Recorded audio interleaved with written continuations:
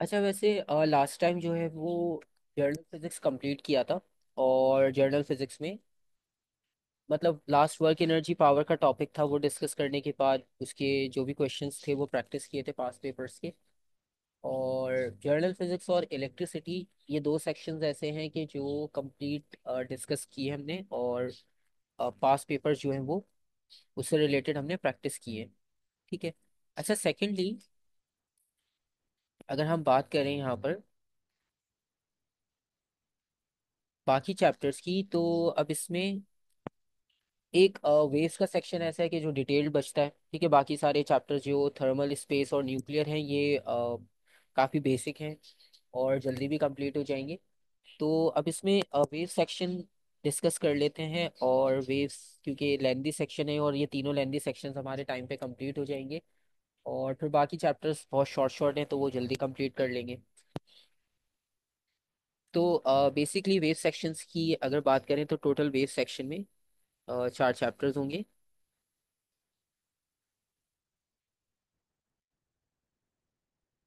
Total four chapters में हम इसे डिवाइड करते हैं।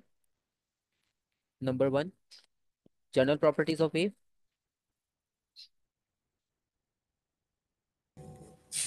अस्सलाम वालेकुम सर। वालेकुम अस्सलाम। तो वेव सेक्शन में एक चैप्टर होगा general properties of wave. Number two, light. Number three, sound और इलेक्ट्रोमैग्नेटिक स्पेक्ट्रम।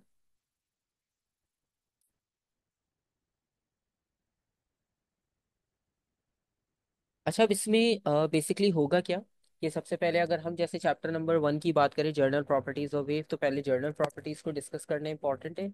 और अगर आप लोगों को ऑलरेडी पहले से आइडिया होगा इसका तो जल्दी भी कंप्लीट हो जाएगा। ठीक है। तो जनरल प्रॉपर्टीज में सबसे पहले आपको वेव्स का बेसिक आइडिया होना चाहिए।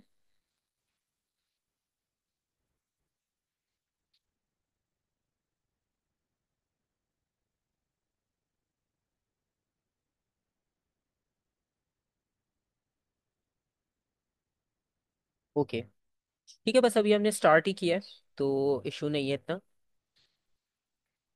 तो बेसिकली वेव सेक्शन जो है वो हम स्टार्ट करें, और ग्रुप में हमने दो सेक्शंस कंप्लीट किए हैं पहले। और उन दो सेक्शन में जर्नल फिजिक्स और इलेक्ट्रिसिटी बेसिकली इंक्लूडेड है। और रिवाइज भी करेंगे लास्ट में। ठीक है, ऐसा नहीं है कि रिवाइज नहीं होगा, रिवीजन होगा, क्योंकि बस हमारा ये एक वेव सेक्शन ऐसा है जो लेंदी है, जो लेफ्ट है। बाकी इसमें न्यूक्लियर और वो बहुत जल्दी कंप्लीट हो जाएंगे, उसमें इतना टाइम रिक्वायर्ड नहीं होता है। वेव्स में बस लाइट में थोड़ा सा टाइम ज़्यादा लगता है क्योंकि उसमें डायग्राम्स हैं। अदरवाइज ये सेक्शन भी जल्दी कवर अप हो जाएगा as compare to general and electricity section. अच्छा, जर्नल प्रॉपर्टीज में सबसे पहले आपको बेसिक आइडिया वेव्स के बारे में होना चाहिए। ठीक है, वेव्स की डेफिनेशन या वेव का अगर जर्नल कॉन्सेप्ट आपने लिखना हो तो आप वेव्स को कैसे डिफाइन करते हो?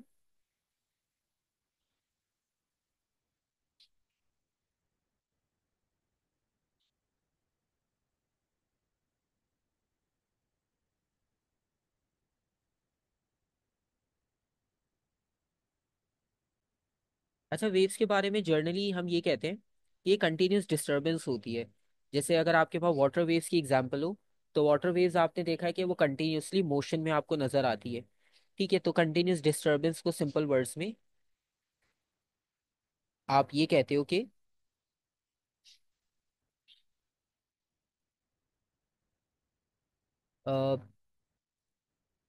सिंपल अगर डिस्टरबेंस हो तो उसे भी आप वेव्स कह सकते हो, लेकिन थोड़ा प्रॉपर डेफिनेशन अगर आपने लिखना हो तो प्रॉपर डेफिनेशन लिखने के बाद आपको ये पता चल जाएगा कि इसमें सिर्फ एनर्जी का ट्रांसफर होता है।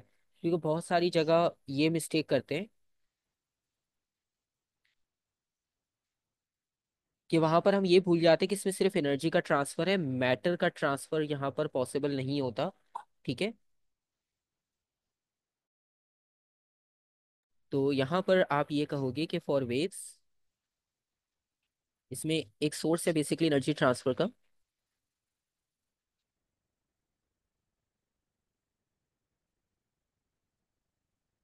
Without transfer of matter.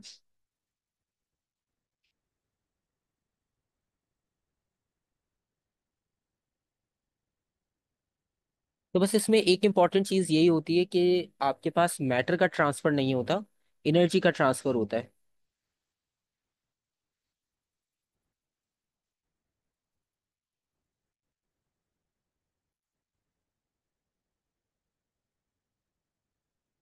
तो बेसिकली बस इसमें एनर्जी का ट्रांसफर हो जाएगा और इसमें दो कैटेगरीज आ जाएंगी, longitudinal waves and transverse wave. और लॉन्गिट्यूडनल और ट्रांसवर्स को डिफरेंशिएट करेंगे। और लॉन्गिट्यूडनल और ट्रांसवर्स में डिफरेंशिएट बहुत सिंपल सा है। लॉन्गिट्यूडनल के बारे में अगर हम बात करें तो लॉन्गिट्यूडनल में ये होता है कि पार्टिकल्स की वाइब्रेशन एक स्ट्रेट लाइन में होती है to the direction of the wave transfer या प्रोपगेशन ऑफ वेव या वेव डायरेक्शन। कोई भी टर्म आप लिख सकते हो, सबका मीनिंग सेम ही होता है। तो जो फर्स्ट टाइप है that is longitudinal.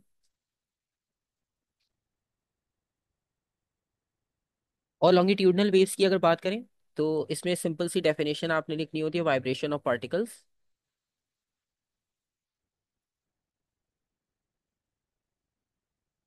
Are parallel to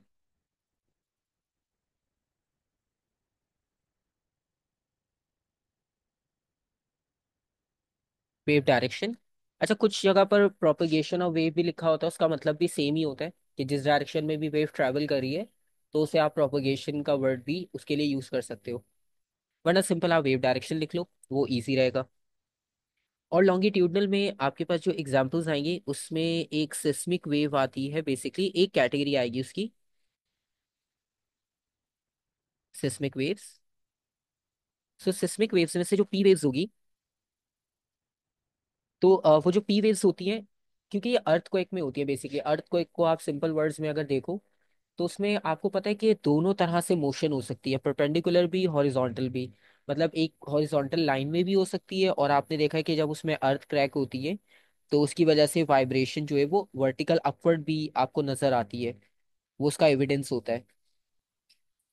तो बेसिकली दोनों तरह की उसमें वेव्स होती है, तो उसमें एक कैटेगरी होती है पी वेव्स। अच्छा, इसकी डिस्क्रिप्शन कोई आपसे डिटेल पूछेगा नहीं, सिर्फ इतना ही पूछा जाता है कि पी वेव्स कौन सी कैटेगरी में लाई करती है। इसकी ज्यादा डिटेल अभी हमारे सिलेबस का पार्ट नहीं है। तो एटलीस्ट आपको बस इतना पता होना चाहिए कि जो सिस्मिक वेव्स है उसमें से पी वेव्स लॉन्गिट्यूडनल में आएगी और एस वेव जो है वो ट्रांसवर्स में। आप अल्फाबेटिकल से याद कर लो, जैसे पी पहले आएगा तो लॉन्गिट्यूडनल में ही आएगी, और एस बाद में आ रहा है तो वो ट्रांसवर्स में आएगी। ठीक है। और इसके अलावा इनके बारे में क्योंकि स्पेसिफिक थ्योरी पेपर में भी पूछा जाता है, वन वन मार्क के लिए भी, तो ये एग्जाम्पल थोड़ी हाईलाइटेड होती है। बाकी साउंड, स्प्रिंग, ये सारी जो एग्जाम्पल्स होती हैं इनकी हेल्प से आप इन्हें लॉन्गिट्यूडनल को ऑब्जर्व कर सकते हो क्लियरली। अच्छा, इसके अलावा लॉन्गिट्यूडनल में दो इंपॉर्टेंट कंपोनेंट्स होंगे, उनके बारे में बस आपको पता होना चाहिए। एक होगा कंप्रेशन।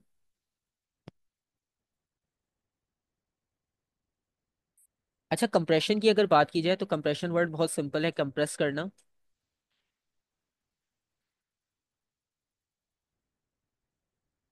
तो कंप्रेस करने में क्या होता है कि आप पार्टिकल्स को क्लोज लेकर आते हो, और जब आप क्लोज लेकर आते हो पार्टिकल्स को तो उनका डिस्टेंस डिक्रीज हो जाता है। और जब डिस्टेंस डिक्रीज हो जाएगा तो डेफिनेटली वो प्रोसेस कंप्रेशन का होगा। और कंप्रेशन में इसके अलावा आप दो तरह से डेफिनेशन लिख सकते हो, जैसे पार्टिकल्स क्लोज आ गए कंप्रेशन, या पार्टिकल्स का डिस्टेंस डिक्रीज हो गया तो कंप्रेशन। ठीक है, तो ये दोनों चीजें आपके पास कंप्रेशन की कैटेगरी में लाई करती है। जैसे आपके पास यहाँ पर स्प्रिंग की एग्जांपल है, क्योंकि स्प्रिंग एक फिजिकल फॉर्म में आपको क्लियरली नजर आता है, बाकी पार्टिकल्स जो होते हैं एयर के वो विजिबल नहीं होते हमें नॉर्मल आई से, तो उसकी एग्जांपल थोड़ी सी टिपिकल होती है। तो इस वजह से आप स्प्रिंग को कंसिडर करते हो, जैसे स्प्रिंग को आपने स्ट्रेच किया फिर रिलीज किया, तो कंप्रेस स्ट्रेच कंप्रेस स्ट्रेच इस फॉर्म में मूव करता रहेगा। ठीक है। तो उससे आपको आइडिया मिलता रहता है कि पार्टिकल्स कैसे क्लोज और अवे डायरेक्शन में मूव कर रहे होते हैं। ठीक है। और पार्टिकल्स जो होते हैं बेसिकली एयर पार्टिकल्स, अब क्योंकि उन्हें हम देख नहीं सकते लेकिन उनमें भी सेम सिनेरियो होता है कि जब आप दो लोग आपस में बात कर रहे होगे तो आप जब बोलना स्टार्ट करोगे बेसिकली तो क्या होगा कि हम मैकेनिकल एनर्जी यूज करें और वो एनर्जी जाएगी पार्टिकल्स, और जब पार्टिकल्स तक जाएगी तो वो पार्टिकल्स दूसरे से कोलाइड करेंगे, फिर वो सो ऑन कोलाइड करते करते जहाँ तक एनर्जी यूटिलाइज हो सकती है वहां तक आपका साउंड जो है वो ट्रांसफर हो जाएगा। ठीक है, क्योंकि यहाँ पर सिर्फ एनर्जी का ट्रांसफर होता है। और कंप्रेशन का मतलब ये हुआ कि जब पार्टिकल्स क्लोज होंगे,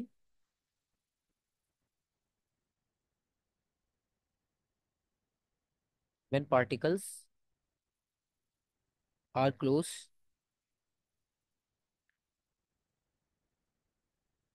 टू अनदर। और दूसरी बात आप इसमें ये भी लिख सकते हो कि जब इनका डिस्टेंस जो है वो डिक्रीज हो जाएगा तो वो पार्ट कंप्रेशन में आएगा। When distance between particles decreases.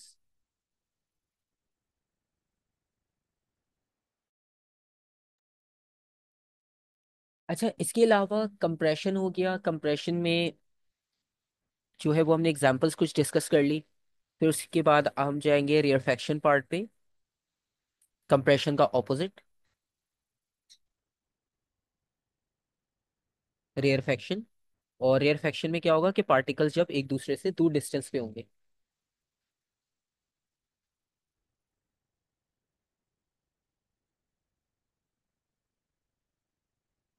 तो when particles are away from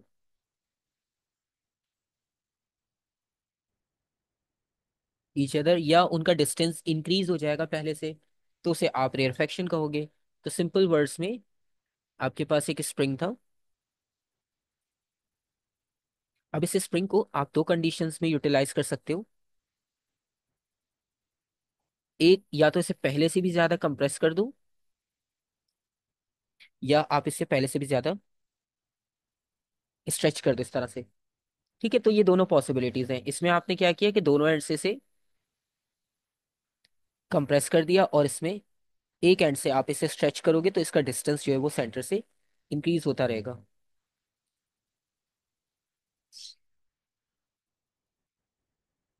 तो ये हो गई बेसिक कैटेगरी लॉन्गिट्यूडनल की।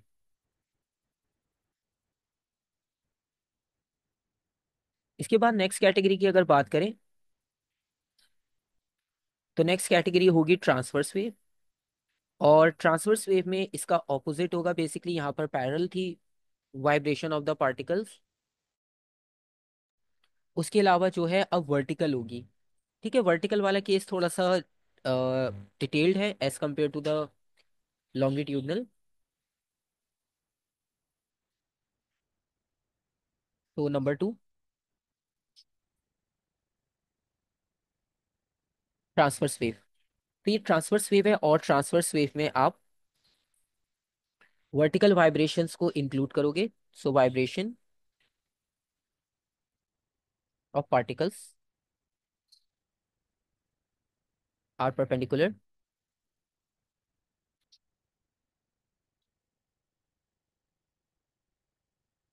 To wave direction. अच्छा, इसकी एग्जांपल के लिए एक सिंपल सा एक्सपेरिमेंट है।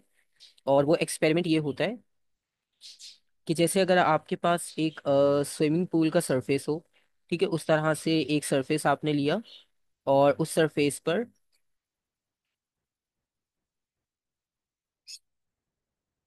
आपने एक बॉल को रखा, जैसे एक फुटबॉल या एक हॉलो रबर बॉल को आपने रखा। तो उसकी हेल्प से क्या होगा कि जब आप उसमें वेव्स को जनरेट करोगे, तो वेव्स को जनरेट करने के बाद आप बॉल को ऑब्जर्व करोगे तो आपको ये पता चलेगा कि बॉल जो है वो सिर्फ अप एंड डाउन ऑसिलेट कर रही है, और बाकी जो सारी चीजें हैं, मतलब जैसे वाटर वेव्स, तो वो वाटर वेव्स फॉरवर्ड ट्रैवल कर रही हैं।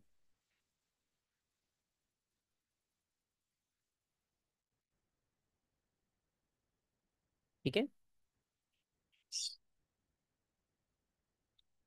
तो बेसिकली अब जो वाटर वेव्स आपको ट्रैवल कर रही थी वहां पर, लेकिन बॉल वहां पर मूव नहीं कर रही, क्योंकि बॉल एक सॉलिड पार्टिकल है। और बॉल सॉलिड पार्टिकल होने की वजह से आपको ये कंफर्म हो गया कि मैटर यहाँ पर ट्रांसफर नहीं हो रहा, सिर्फ एनर्जी ट्रांसफर हो रही है। ठीक है, फॉर एग्जाम्पल अगर आप उसे ऑब्जर्व करते हो, मैं आपको उसका एक्सपेरिमेंट का भी एक शॉर्ट क्लिप दिखा देता हूँ।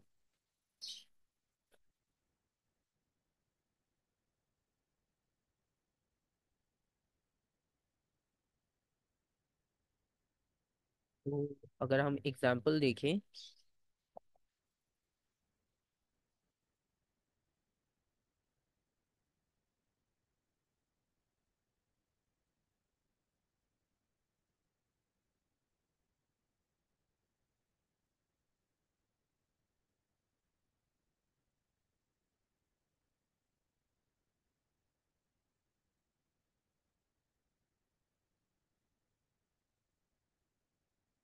सो बेसिकली ज़्यादा डिटेल्ड नहीं है इसमें। तो बस हमने कुछ चीज़ों को ऑब्जर्व करना है। आप इसे पूरा ऑब्जर्व करो, फिर हम डिस्कस करते हैं।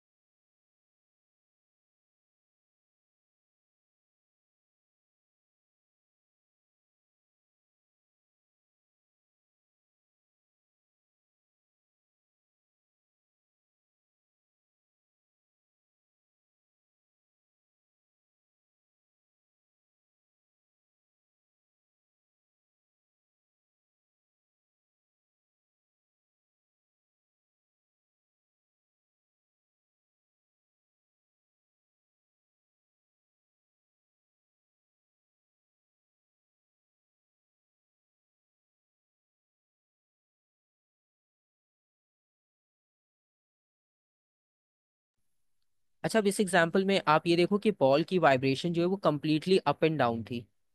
तो उससे आपको ये कंफर्म हो जाएगा कि जो सॉलिड, मतलब हम अगर मैटर की बात करें तो मैटर ट्रांसफर नहीं हो रहा, अदरवाइज ये ऑटोमेटिक वेव्स के साथ साथ फॉरवर्ड ट्रांसफर हो जाती। ठीक है, अब बहुत सारे शायद ये भी आप सोचो कि ये जो पार्टिकल्स वाटर है ये क्यों ट्रांसफर हो रहा है, तो बेसिकली वो वाइब्रेट कर रहा है और एक पार्टिकल से एनर्जी दूसरे पार्टिकल को, दूसरे से तीसरे, इसी तरह से जो है वो एनर्जी का ट्रांसफर हो रहा है बेसिकली। अदरवाइज आपके पास यहाँ पर क्या होगा कि एनर्जी का जो ट्रांसफर है सिर्फ वो ही कंप्लीटली नजर आएगा, पार्टिकल्स का कोई ट्रांसफर नहीं होगा, वरना ये बॉल भी ट्रांसफर होते हुए आपको एक पॉइंट से दूसरे पॉइंट पर क्लियरली मिलती। ठीक है, तो सिंपल सा एक्सपेरिमेंट है जो ट्रांसफर्स को भी एक्सप्लेन कर देगा और जो एनर्जी का कॉन्सेप्ट हमने डिस्कस किया था उसे भी। तो यहाँ पर एग्जाम्पल्स में अगेन, जैसे हमने सिस्मिक वेव्स की बात की थी, एस वेव्स, तो एस वेव्स आ जाएगा इस कैटेगरी में। उसके अलावा लाइट, रेडियो। अच्छा, बहुत सारे लोग इसमें भी कंफ्यूज करते हैं कि वो रेडियो वेव्स को लॉन्गिट्यूडनल में लिख देते हैं, हालांकि रेडियो वेव्स मतलब नॉर्मली सुनने में हमें साउंड वेव्स ही लगती हैं, लेकिन बेसिकली वो जनरेट हो रही है इलेक्ट्रोमैग्नेटिकली। ठीक है, मतलब अभी आप जो वॉइस सुन रहे हो तो वो बेसिकली साउंड नहीं है, मतलब जनरेट तो वो साउंड से हो रहा है, लेकिन फिलहाल आपके पास जो ट्रांसफर हो रहा है वो इलेक्ट्रोमैग्नेटिकली कन्वर्ट होकर ट्रांसफर हो रहा है साउंड। ठीक है, तो अब वो रेडियो वेव्स बन गई बेसिकली। और वो जो ट्रांसफर हो रही है बेसिकली, अब उन्हें मीडियम कोई रिक्वायर्ड नहीं है क्योंकि वो इलेक्ट्रोमैग्नेटिकली ट्रांसफर हो रही होती है। तो इसलिए रेडियो और साउंड दोनों में फर्क होता है। साउंड वेव्स होती है जो फिजिकली आप एक दूसरे से बात कर रहे हो तो उसमें जो ट्रांसफर होगा एनर्जी का वो साउंड होगा। तो इन दोनों को डिफरेंट रखना होता है। ठीक है, इन दोनों को सेम नहीं करना, वरना मिस्टेक होगी इसमें। इसके अलावा इसमें जो ट्रांसवर्स वेव्स के कंपोनेंट्स हैं, तो ट्रांसवर्स वेव्स की अगर हम बात करें,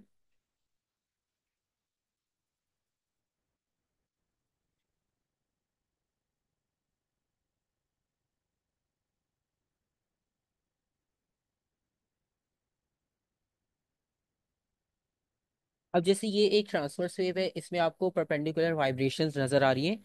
और इस परपेंडिकुलर या ट्रांसवर्स वेव की कैटेगरी में सबसे पहले आपको जो कंपोनेंट देखना है वो है एम्पलीट्यूड।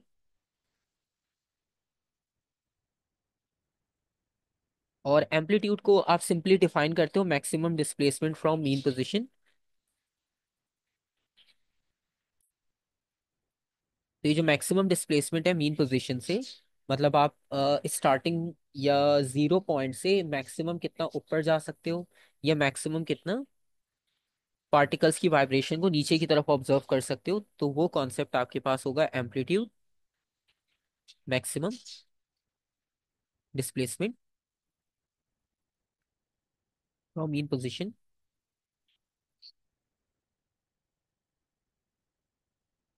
जैसे नॉर्मली आपने देखा होगा कि साउंड नोट्स या वॉइस नोट्स जब भी आप शेयर करते हो, तो अगर उसमें आपका साउंड बहुत हाई होता है तो उसमें आपको वेव की जो लेंथ होती है वो काफ़ी ज़्यादा नज़र आती है, और अगर वो साउंड लो, मतलब कम लाउडनेस पे हो, तो उसकी वजह से आपको जो है वो वेव थोड़ी सी शॉर्ट नज़र आएगी। ठीक है। तो ये कॉन्सेप्ट हो जाएगा एम्पलीट्यूड का। और इसमें जो है वो कोई फॉर्मूला नहीं है, कोई इक्वेशन नहीं है इससे रिलेटेड एम्पलीट्यूड में। तो इस वजह से ये आपके पास सिंपल सिंपल सिनेरियो है। अच्छा, दूसरी बात अगर हम करें, वेवलेंथ। तो अगर वेवलेंथ की बात की जाए तो वेवलेंथ का मतलब ये होता है कि आप सिंपली नाम से ही देख सकते हो कि length of one wave, simple words में तो यही बनता है कॉन्सेप्ट। लेकिन आप इसको डिफाइन ऐसे करते हो कि आपके पास जो वेव्स में पार्ट है ना, जैसे अपर पार्ट और लोअर पार्ट, यानी अपर पार्ट को आप क्रस्ट से मेंशन करोगे और लोअर पार्ट को आप ट्रफ से मेंशन करोगे। ठीक है। तो अपर पार्ट और लोअर पार्ट ऑफ वेव्स जो है ये इंपॉर्टेंट होते हैं आपके पास। तो आप बाय नेम इन्हें यूज कर सकते हो। फॉर एग्जांपल, अपर पार्ट के लिए आप टर्म यूज करते हो क्रस्ट। तो इससे बार बार डिटेल आपको लिखनी नहीं पड़ेगी, जब कोई क्रस्ट कहेगा तो आपको पता होगा अपर पार्ट, और जब आप यूज करोगे ट्रफ तो लोअर पार्ट। अच्छा, वैसे अगर आप जर्नली ऑब्जर्व करो तो जर्नली ऑब्जर्व करने में यहाँ से स्टार्ट करके यहाँ तक एंड करने में एक वेव कंप्लीट हो रही है, मतलब एक क्रस्ट एक ट्रफ एक वेव बन जाएगी। ठीक है। लेकिन नॉर्मली जब आप डेफिनेशन लिखते हो या प्रॉपर आप इसको डिफाइन करते हो, तो उसका मेथड ये होता है कि आप इसमें एक क्रस्ट से दूसरे क्रस्ट तक का डिस्टेंस मेजर कर लो, वो एक वेव के इक्वल होगा। प्रॉपर मेथड ये होता है। वरना एक ट्रफ से दूसरे कंसेक्यूटिव ट्रफ तक का डिस्टेंस आप मेजर कर लो, ये आपके पास एक और कॉन्सेप्ट होता है। ठीक है। तो प्रॉपर डेफिनेशन ये बनती है। अच्छा, इसके अलावा ये डेफिनेशन आप यही यूज करोगे अगर वो आपसे कहीं पूछेंगे, और डायग्राम्स में भी हम यही कोशिश करेंगे कि इसी को फॉलो करें। ठीक है। और अगर ये फॉलो नहीं हो रहा कहीं पर, ऐसा बहुत कम होता है, तो फिर हम अपना सिंपल मेथड यूज कर लेंगे कि एक क्रस्ट और एक ट्रफ जो है वो मिलकर एक वेव बना रहा है। ठीक है। तो फिर आप वो वाला कॉन्सेप्ट यूज कर सकते हो अगर आपके पास कोई और सिनेरियो नहीं बन रहा तो। अच्छा, इसके अलावा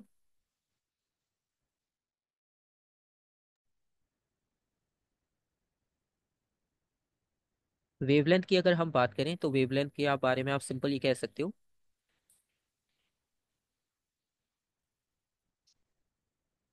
distance between two consecutive crust और ट्रफ। तो ये सिंपल सी इसकी डेफिनेशन हो जाएगी। सिंबल इसका लैम्डा होगा, और मेजर इसे सेम उसी तरह मीटर्स में करेंगे क्योंकि ये भी डिस्टेंस या लेंथ होगी। प्लस उसके बाद एक और क्वांटिटी ऐड करें, फ्रीक्वेंसी। अच्छा, फ्रीक्वेंसी का वर्ड आपको पता है, जैसे हम कॉन्सेप्ट यूज करते हैं फ्रीक्वेंटली या इस तरह से, तो उसका मतलब ये होगा कि कितनी नंबर ऑफ वेव्स जो है वो पास हो रही हैं एक स्पेसिफिक पॉइंट से इन अ यूनिट टाइम। जैसे अगर आप 1 मिनट में ऑब्जर्व कर रहे हो कि कितनी वेव्स पास होती हैं एक पॉइंट से, so that is called frequency, number of waves passing per unit time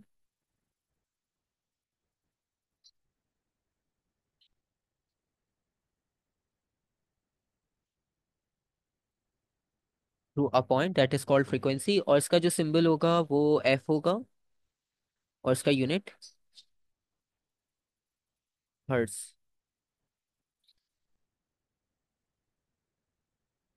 H Z. तो ये हो जाएगी फ्रीक्वेंसी की टर्म। बाकी नेक्स्ट इसमें टर्म देखते हैं। तो वेवलेंथ आ गया, फ्रीक्वेंसी आ गया, बस इसमें अब speed of wavelength, speed of wave आएगा कि स्पीड को आप कैसे डिफाइन कर सकते हो, उसका फॉर्मूला क्या है। फिर उसके बाद इसमें एक टॉपिक है रिपल टैंक का, वो इम्पोर्टेंट है। और उसमें जो तीन रिफ्लेक्शन, रिफ्रैक्शन, डायफ्रैक्शन है वेव्स के बारे में, कि अगर ये तीनों पॉसिबिलिटीज होती हैं वेव्स में तो किस तरह से होती हैं। ठीक है, वो डिस्कस करेंगे। और फिर ये आपके पास जो फर्स्ट चैप्टर है इसमें बस यही इन्फॉर्मेशन है, इसी से रिलेटेड क्वेश्चंस आते हैं। तो फिर बाद में हम उसके क्वेश्चंस को इजीली प्रैक्टिस कर सकते हैं। ठीक है।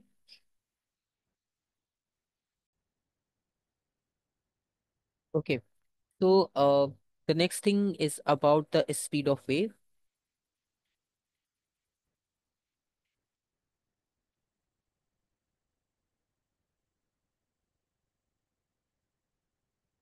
स्पीड ऑफ वेव मींस, अब आपके पास डिफरेंट वेव्स होती हैं, लाइट और साउंड। इसके अलावा भी इलेक्ट्रोमैग्नेटिक में बहुत सारी कैटेगरीज आती हैं। तो बेसिकली हमारे पास स्पीड सबकी डिफरेंट होती हैं। और जैसे जैसे आप टॉपिक्स कंप्लीट करोगे तो सब में आपको डिफरेंट डिफरेंट स्पीड्स का कॉन्सेप्ट मिल जाएगा। बट राइट नाउ हमारे पास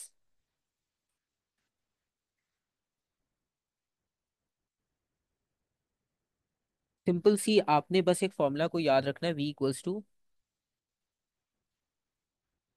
एफ लैम्डा। और v is equals to f lambda से आपको हेल्प मिलेगी टू कैलकुलेट द स्पीड। और उसमें फ्रीक्वेंसी और वेवलेंथ इंक्लूडेड होगी। और जब क्वेश्चंस करेंगे तो आपको आइडिया भी हो जाएगा कि किस तरह से ये क्वांटिटीज आपके पास ऐड अप होती हैं। तो एक बार ये फर्स्ट चैप्टर कंप्लीट हो जाएगा तो हम उसके साथ ही क्वेश्चंस की प्रैक्टिस कर लेंगे, क्योंकि v is equals to f lambda एक सिंपल सा फॉर्मूला और इसमें क्वेश्चंस इतने ज्यादा टिपिकल्स भी नहीं होते, तो जल्दी सॉल्व हो जाते हैं। अच्छा, अब ये दो वेव्स की कैटेगरीज हो गई हैं। और वेव्स के अलावा जैसे अगर हम लाइट को ऑब्जर्व करते हैं तो लाइट भी एक वेव की नेचर है।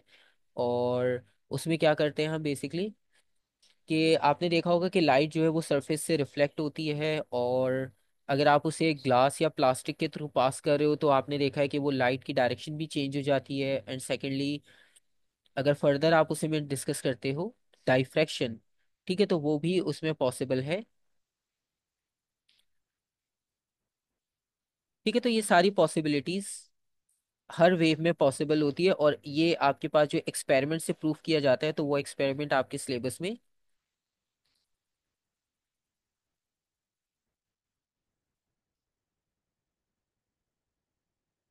रिपल टैंक का जो आइडिया है, तो रिपल टैंक के आइडिया से आपको ये कॉन्सेप्ट मिलता है कि आप किस तरह से ये तीनों चीज़ों को प्रूफ कर सकते हो।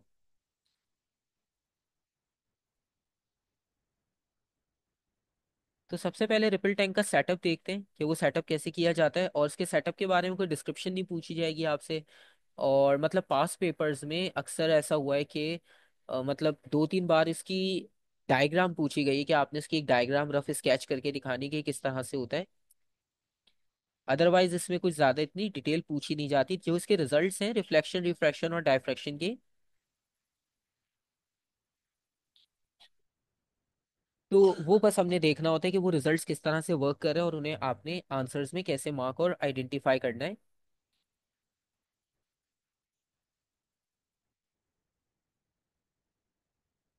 तो पहले इसका सेटअप देखते हैं,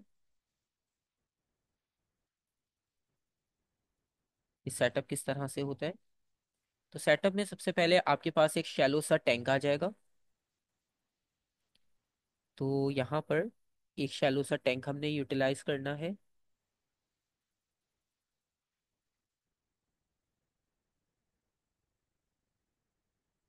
और अब क्योंकि वाटर वेव्स के साथ प्रॉब्लम ये है कि अगर आप वाटर वेव्स को रूलर रख के ऑब्जर्व करने की कोशिश करोगे तो डेफिनेटली वो वाटर वेव्स डिस्टर्ब हो जाएंगी और रीडिंग्स भी वहां पर चेंज हो जाएगी। तो इस प्रॉब्लम को ओवरकम करने के लिए लाइट का यूज किया जाता है, ताकि जो रिफ्लेक्शन बने, जो शेडो कास्ट हो उसका ग्राउंड पर, तो उस शेडो की हेल्प से आपको ये पता चल सके कि रिफ्लेक्शन, रिफ्रैक्शन और डायफ्रैक्शन इसमें पॉसिबल है या नहीं। तो फॉर एग्जाम्पल ये एक शैलो सा रिपल टैंक है। और जिस तरह से भी आपने यहाँ ऑब्जर्व किया था ना, ये तो ये बिल्कुल एग्जैक्टली ये रिपल टैंक का सेटअप होता है। आप इसमें देखो, ये शैलो सा है, बहुत ज्यादा डीप नहीं है। और इसमें कंटिन्यूसली वाइब्रेशन के लिए एक पैडल कनेक्टेड है। जो कि कॉन्स्टेंटली वाइब्रेट कर रहा है, तो कॉन्स्टेंटली वाइब्रेट जो करेगा वो इक्वल रेट से करेगा। और जब ये इक्वल रेट से वाइब्रेट करेगा तो ये सेम वेव्स जनरेट करेगा after equal interval of time. और जिससे आपको ये हेल्प मिलेगी कि आप इजीली कांस्टेंट वेव्स जनरेट कर सकते हो। और जब आप वो कांस्टेंट वेव्स जनरेट कर लोगे तो उसकी रिजल्ट में फिर आप ये एक्सपेरिमेंट को इजीली परफॉर्म कर सकते हो। ठीक है। तो यहाँ पर सेम वही सेटअप हम यूज़ कर रहे हैं, एक शैलो सा टैंक है और यहाँ पर जो है वो टॉप पर लाइट सोर्स को यूज़ किया है। और इसके अलावा यहाँ पर एक साइड पर आपको पता है कि पैडल कनेक्टेड है, उसको ऑपरेट करने के लिए एक मोटर चाहिए होगी जो कि इक्वल वाइब्रेशन प्रोड्यूस कर सके।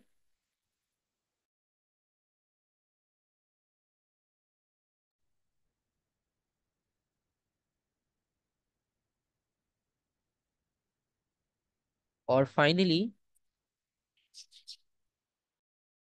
जितनी भी यहाँ पर वेव्स बनेगी उनको ऑब्जर्व करने के लिए शेडो जो ग्राउंड पर बनेगा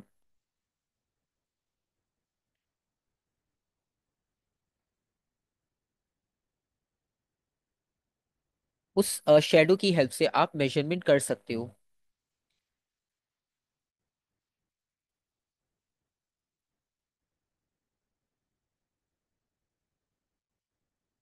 तो ये सिंपल सा रिपल टैंक का सेटअप होता है, इसमें कुछ ज़्यादा डिटेल नहीं होती।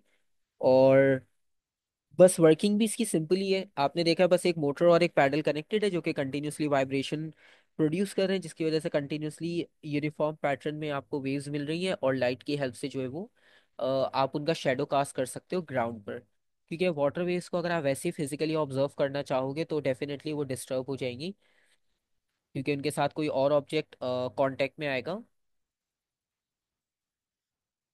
तो उसकी वजह से फिर उसमें डिस्टरबेंस होगी और डिस्टरबेंस की वजह से कंप्लीट सेटअप आपके पास रीडिंग के लिए, रीडिंग के रिस्पेक्ट से रफ हो जाएगा, फिर उसमें से आप एग्जैक्ट रीडिंग्स कैलकुलेट नहीं कर पाओगे। अच्छा, फर्दर अगर हम इसमें देखें, अब जो तीन रिजल्ट्स इसमें से ड्राइव किए जाते हैं, तो उन तीन रिजल्ट्स में से पहला होता है रिफ्लेक्शन। तो अब जैसे इस वाटर, पूरे इस एक्सपेरिमेंट में अगर आप इसमें एक बैरियर रख दो, ठीक है, जैसे आपने यहाँ पर एक वुडन ब्लॉक रख दिया या कोई भी एक ब्लॉक रख दिया तो वो एक बैरियर का काम कर रहा है। अब वाटर वेव्स आकर उस पर स्ट्राइक करेंगी, और वाटर वेव्स आकर जब स्ट्राइक करेंगी तो इजीली क्या होगा कि रिफ्लेक्शन होना इजी हो जाएगा वहां पर। तो उस वाटर, जो वाटर वेव्स ट्रैवल करी थी वो इजीली आकर उस ब्लॉक से रिफ्लेक्ट बैक होना शुरू हो जाएंगी। और जब ये एक्सपेरिमेंट रिपल टैंक में किया गया तो उससे आपको ये ऑब्जर्वेशन मिली, और इसका रिजल्ट बहुत कॉमन है क्योंकि लाइट में वो सबको पता होता है, लाइट में आप सबने पढ़ा होता है कि लाइट जिस एंगल से स्ट्राइक करती है उसी एंगल से स्ट्राइक बैक करती है। ठीक है, मतलब रिफ्लेक्ट हो जाती है। तो यही सेम रिजल्ट बेसिकली यहाँ रिपल टैंक में भी ड्राइव किया गया था, कि जिस एंगल से लाइट ट्रैवल करके गई थी, सॉरी, वेव्स ट्रैवल करके जाती हैं और कोलाइड करती हैं सरफेस से, तो उसी एंगल से जो है वो रिफ्लेक्ट बैक हो जाती है। ठीक है। तो यहाँ पर भी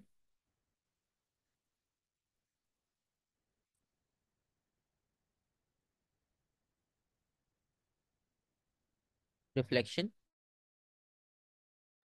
तो इसके बारे में सिंपल सा रिजल्ट है जो हमें ऑलरेडी पता होते हैं। Angle of incidence for waves is equals to reflection.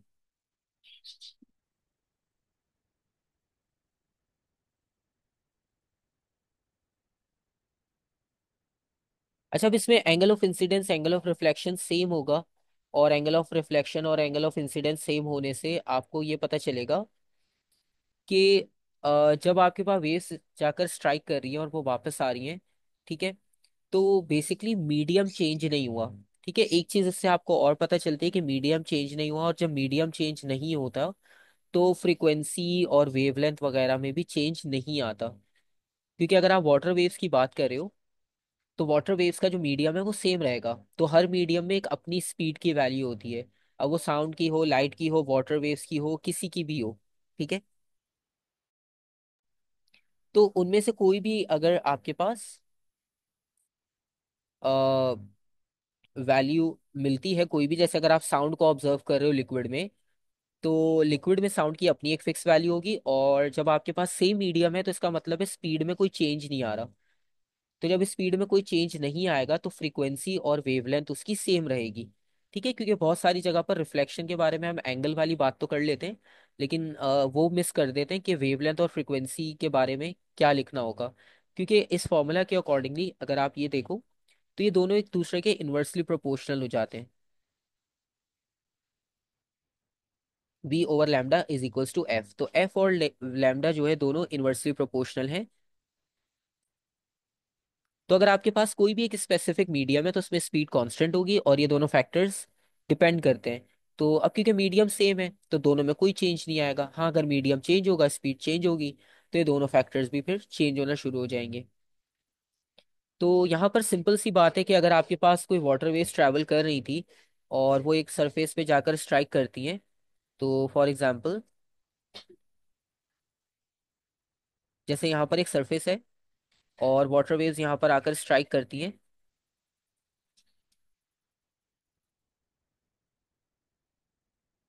और ये वाटर वेव्स ट्रैवल कर रही हैं इन फॉरवर्ड डायरेक्शन।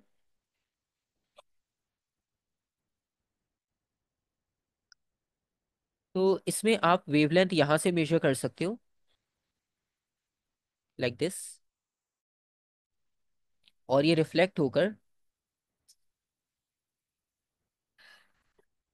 आपको सेम एंगल से दूसरी डायरेक्शन में मिल जाएगी, और आप इसे ड्रॉ कर सकते हो यहाँ पर सेम वेवलेंथ की वैल्यूज के साथ। ठीक है।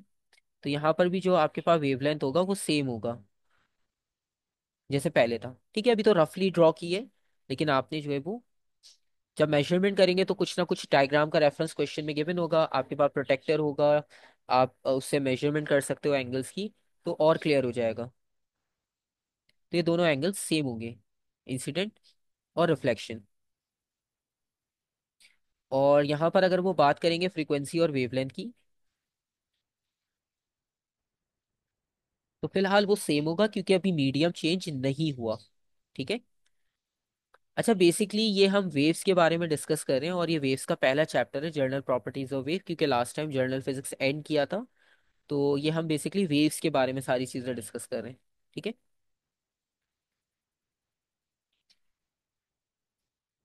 अच्छा, रिफ्लेक्शन के बाद इसमें जो सेकंड आइडिया है रिफ्रैक्शन। ठीक है, और रिफ्लेक्शन की ये डायग्राम आपको एग्जाम के क्वेश्चंस में बहुत इजीली मिल भी जाएगी। सो रिफ्रैक्शन, तो for refraction we can say that कि इसमें मीडियम चेंज होता है, और जब मीडियम चेंज होता है तो स्पीड में चेंज आता है, change in speed of wave due to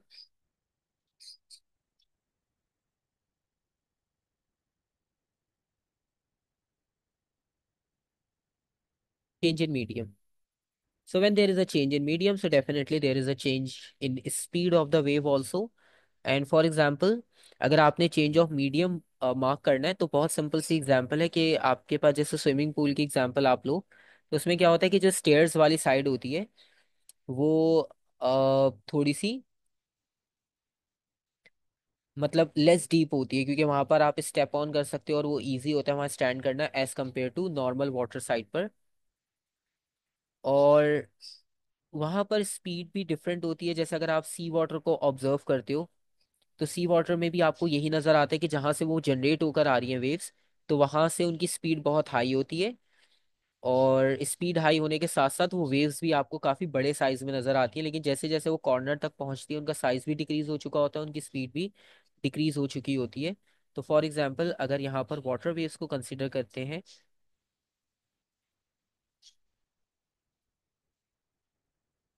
कि वो फॉरवर्ड ट्रेवल कर रही थी इस डायरेक्शन में।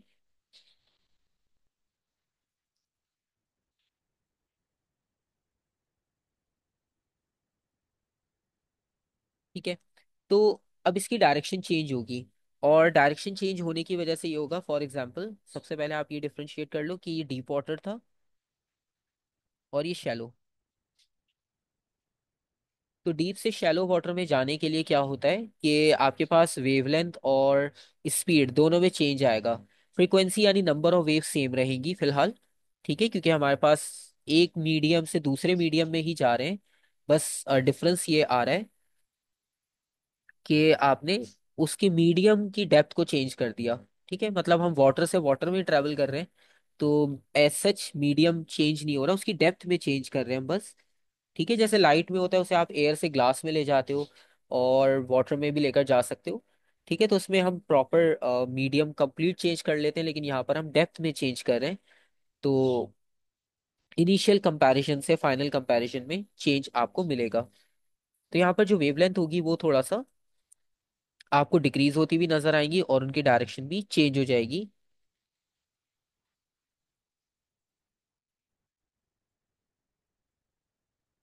ठीक है, तो यहाँ पर यह डायरेक्शन जब चेंज होगी तो इससे आप एक चीज और ऑब्जर्व करोगे कि वेवलेंथ यहाँ पर शॉर्ट हो गई। ठीक है, पहले से। तो इसमें डीप और शैलो वाटर के बारे में क्वेश्चंस पूछे जाते हैं, और वेवलेंथ, फ्रीक्वेंसी और स्पीड। अगर आप ये तीन फैक्टर्स का कंपैरिजन देखते हो यहाँ पर, तो सबसे पहले शैलो में आप ये कंसिडर करते हो कि शैलो में वेवलेंथ जो है वो शॉर्टर होंगी, शॉर्ट वेवलेंथ बनती है, और फ्रीक्वेंसी सेम, क्योंकि जितनी नंबर ऑफ वेव्स पहले थी अभी भी उतनी नंबर ऑफ वेव्स है, बस उसकी स्पीड और साइज में चेंज आ जाएगा, स्पीड स्लो हो जाएगी। और डीप वाटर में वेवलेंथ ग्रेटर, फ्रीक्वेंसी सेम, और स्पीड इज ऑल्सो हायर। तो ये चेंजेस आपको मिलती हैं मीडियम चेंज करने पे रिफ्रैक्शन प्रोसेस के through in water waves, right.